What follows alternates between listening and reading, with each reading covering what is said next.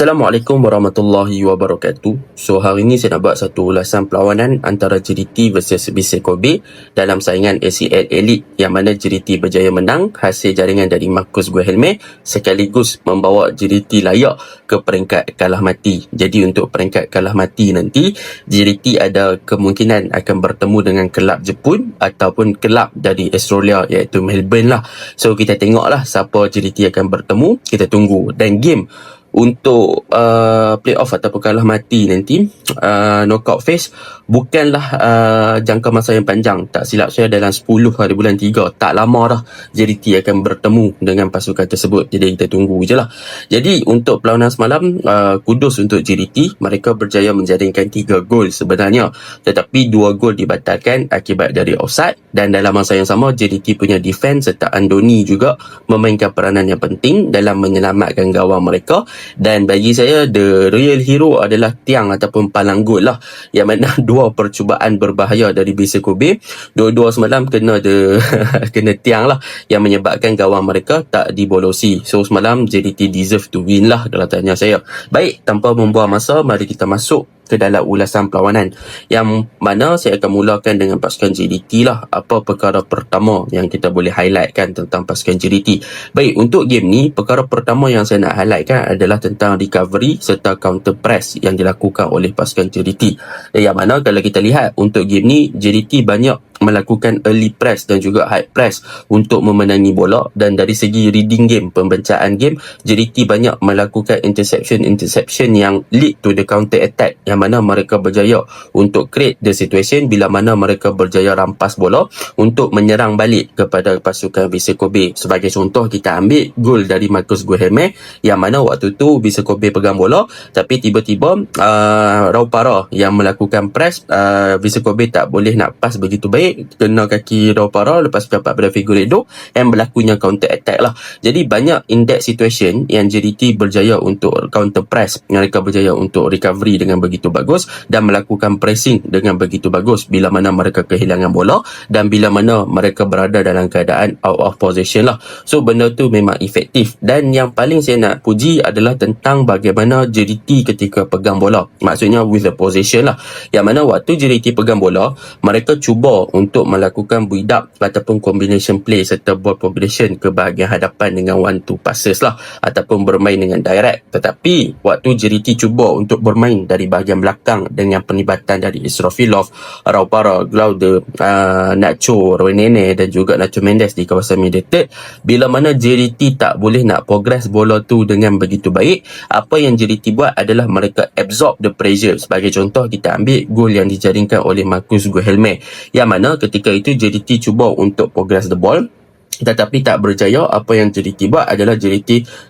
turunkan the tempo, mereka biar pasukan BC Kobe press dan mereka melakukan back pass kepada Andoni. So sekaligus menarik pemain-pemain BC Kobe untuk melakukan pressing. Jadi mereka approach ketika itu adalah more to direct forward, terus hantar bola ke depan, sebab pemain-pemain BC Kobe dah berada dalam keadaan yang tak marking player-player JDT di bahagian hadapan. Contohnya macam Jairo dan juga Marcus Guilherme kalau kita tengok, dan juga Nacho Mendes, yang mana in that situation dia create to the counter attack punya situasi lah. So bila mana Jairo menang bola, Guilherme buat larian, Nacho Mendes bagi support, tak ada orang marking Guilherme, Jairo buat satu through ball kepada passing lah kepada Marcus Guilherme, dan Marcus Guilherme tenang sebab tak ada orang marking dia. So that situation yang saya suka tengok lah, bagaimana JDT recovery, macam mana JDT counter press, macam mana JDT absorb the pressing, macam mana JDT tak kalang kabut untuk melakukan back pass dan create the situation yang lead to the counter attack. Itu yang saya suka pada perlawanan semalam lah, yang pertama.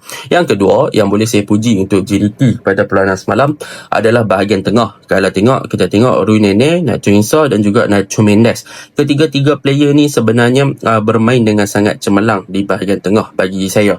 Nacho Insa banyak diguna pakai dalam situation yang mana dia banyak drop deeper untuk membantu ball progression di bahagian bawah, sebab JDT play from the back, mereka menggunakan Israfilov. Dan kalau tengok Israfilov semalam main tinggi gila kan. So Nacho Insa akan digunakan dalam that situation untuk bantu dan memberi support dalam ball progression lah. Dan dalam masa yang sama, sama, Nacho Insa ni banyak main agresif dan banyak untuk menang dengan buat dirty work lah. So dia press, dia tutup ruang dan dia tak bagi banyak ruang kepada pemain-pemain Vissel Kobe, terutamanya di middle third untuk menang bola ataupun untuk progress the ball lah. So dia banyak melakukan pressing yang begitu-begitu agresif. Dan untuk pasangan dia iaitu Rui Nene, bagi saya game ni Rui Nene memainkan satu benda yang efektif in term of banyak bermain dengan direct play ataupun banyak meletakkan diri dia dalam situation untuk dia receive the ball dan dia buka bola ke bahagian hadapan lah. Tetapi one of the thing yang sebenarnya nak puji kepada Rui Nene ni adalah compare to dia punya game play yang lain yang dia main dekat peringkat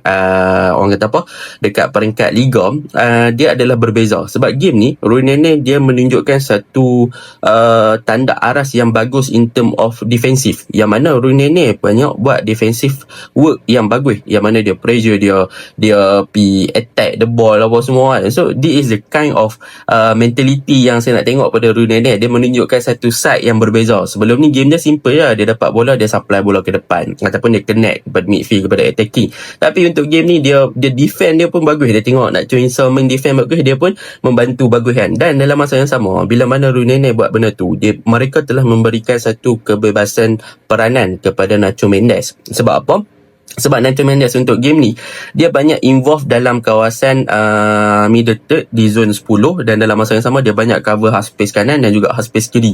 Bermaksud Nacho Mendes ni dia rotate dekat every position dalam padang untuk connect between the attacking line. So dia banyak memberi support sedemikian lah. So benda tu yang menjadi efektif kepada pasukan JDT bila ada seorang player yang boleh untuk connect the dots between the line. So benda tu nampak positif lah dari segi progresif kan. So saya suka juga peranan Nacho Mendes. Dan untuk head to heaven macam biasa, dia banyak digunakan sebagai left wing back. Dia diutilize untuk cover up on the flank area, sebab bahagian kiri JDT tak ada left centre back yang progresif macam orang kata apa, yang macam advance macam Raul Para untuk game ni dia memang banyak naik tinggi je. Dia dapat bola, dia cover dekat bahagian kanan, naik tinggi, push the ball. Tapi bahagian kiri memang mereka mengharapkan head to heaven, dan head to heaven berjaya execute that thing begitu baik. Overall defend JDT solid, cumanya mereka kena fix macam saya cakap selalulah, bila mana mereka pegang bola, mereka cuba untuk play from the back, mereka banyak main high line, mereka banyak involve dengan centre back yang naik tinggi dalam sistem 3 centre back, even Rapara Knight, Srofilov Knight dan sebagainya. Mereka akan mudah terekspos kepada gerakan-gerakan penetration passes ataupun quick play yang dijalankan oleh pasukan lawan. Semalam kita tengok lah macam mana Vissel Kobe berjaya break di defend dengan hanya guna Patrick je. Nasib baiklah John Patrick tu je efektif untuk Vissel Kobe di bahagian serangan.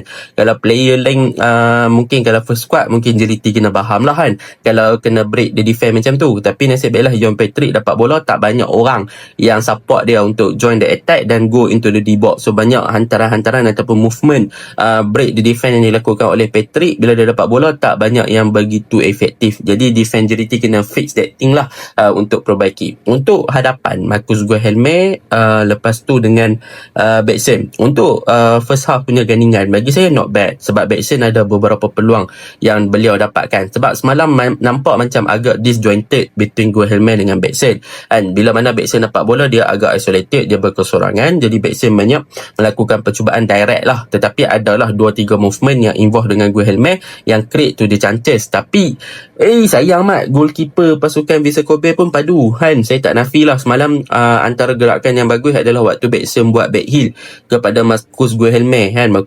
Tapi sayang percubaan Marcus Guilherme tu ditepih oleh goalkeeper Yonda tu. Kalau tak memang gol lah tu kan. Lepas tu Bexon pun ada banyak melakukan percubaan dari luar kotak penalti, jadi percubaan tersebut juga di save kan. Jadi ada yang on target, ada yang off target lah. Tapi overall bagi saya the utilization antara Guilherme dengan Bexon dah menjadi, cumanya the outcome tu tak berapa nak menjadilah. Dan mungkin itu adalah tactical yang dilakukan oleh Munoz untuk Bexon lebih diguna pakai dalam melakukan percubaan dari luar kotak penalti dan involve begitu sedikit dengan combination play lah. Tetapi bila mana second half dalam minit macam bila dia bawa masuk Iago dengan Jairo, which is this is the tactical yang bagi saya twist. Sebab apa? Sebab kemasukan Jairo, even Jairo dikecam begitu banyak kan. Tapi kena ingat Jairo ni macam dalam video saya sebelum-sebelum ni cakap, walaupun dia bukannya seorang yang contribute to goal, tapi dia ada seorang yang rajin dan involve dengan untuk menangi bola the first ball, dan juga untuk hold up Dia banyak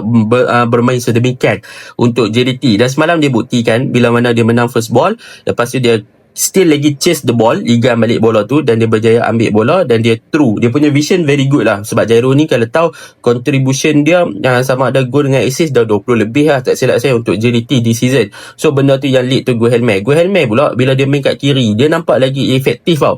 Dia nampak lagi senang dia nak drift into the deep box ataupun berada dalam kawasan kosong. Kalau anda tengok gol-gol Guilherme yang sebelum ni pun banyak yang bermula di bahagian kiri, 4 game 4 gol kan. So benda tu yang nampak tactical twist yang efektif lah, dan kemasukan Yago Sesa pun memberi satu sinar harapan yang better, yang mana Yago Sesa masuk dia nampak fancy sikit, dia boleh beat 1v1, dia create situasi 1v1 untuk break the defense kan. So benda tu yang positif untuk JDT lah. Even Afiq Fazahir masuk pun dia boleh lead the midfield very well, dia berjaya untuk control midfield dengan begitu baik. Overall game ni memang banyak benda lah kalau kita nak kata in term of gameplay apa semua, JDT masih lagi boleh diperbaiki. Kalau tengok kepada quality player yang ada sekarang, memang tak beberapa memuaskan bagi saya untuk pasukan JDT. Tetapi untuk game semalam saya nampak mereka lebih kepada mentality punya game, yang mana JDT memang nampak yang we want to win this game, mereka nak menang game ni. Itu yang membuatkan JDT berjaya menang. Itu yang paling penting, that mentality. Gameplay berterabak ke, banyak loophole ke apa semua, benda tu boleh perbaiki dari masa ke semasa, tetapi untuk dapatkan that kind of mentality itu yang susah. So semalam memang nampak semua pemain berjaya all out untuk nak menang game.